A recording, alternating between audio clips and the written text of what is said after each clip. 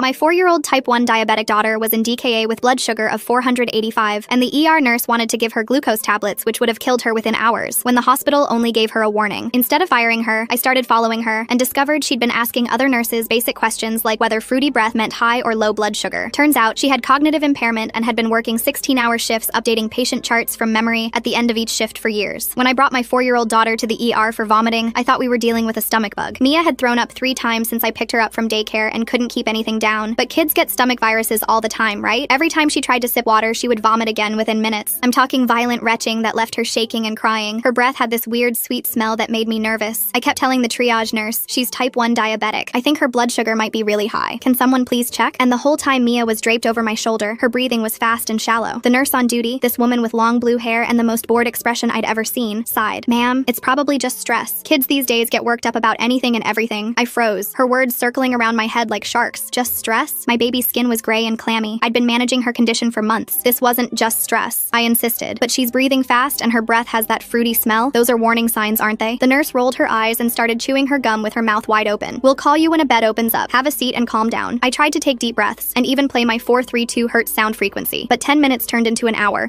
turned into 2. And before I knew it, I had been sitting in the waiting room for 5 hours with no follow-up. Mia was getting worse, barely conscious at points. I kept going back to the desk, but the same nurse brushed me off every time with, still waiting on a room. Eventually, I'd had enough. I stood up to find a water fountain and caught sight of their tracking screen. Listed in green dry erase marker were all the waiting patients. Sitting right there was Mia's name. Beside it, I expected to see the word emergency or room needed, but no. Right there, in plain English, were the words, give glucose tablets and send home. My blood ran cold. Send home? No one had even tested her blood sugar yet. I stormed over to the nurse. Excuse me, but why does the board say give glucose tablets? Her blood sugar is high, not low. Nobody has even tested her. She barely looked up from her computer. The physician already assessed her based on symptoms. He'll start fluids when we get a room. My voice shook with anger. Which physician? No one has so much as looked at her. She finally met my eyes, visibly annoyed. The doctor's been monitoring all the cases. You must have been distracted. I was done playing games. I approached the charge desk and demanded, I need the name of tonight's emergency physician, right now. The desk clerk said, that's Dr. Post Office, currently with a trauma patient. I planted myself where I could see the hallway and waited. When I saw a woman in scrubs with the right badge walking by, I practically jumped in front of her. Dr. Poe, I'm Mia's mom. Can you please tell me why you ordered glucose tablets for her? She stopped and looked genuinely confused. I'm sorry, who? I haven't ordered anything for anyone named Mia tonight. My pulse hammered. She's the 4-year-old with diabetes, vomiting, and fruity breath. The nurse said you diagnosed glucose tablets. Her entire demeanor shifted. Glucose tablets for fruity breath? Number absolutely not. Let me see her right now. Dr. Poe crouched beside Mia, noted her breathing pattern, and her face darkened. I need a glucometer and crash cart. This child's in ketoacidosis. I looked back at that blue-haired nurse who had become fascinated with filing paperwork. The blood sugar reading was 485. Dr. Poe told me if we'd given her those glucose tablets, it would have pushed her blood sugar even higher and culled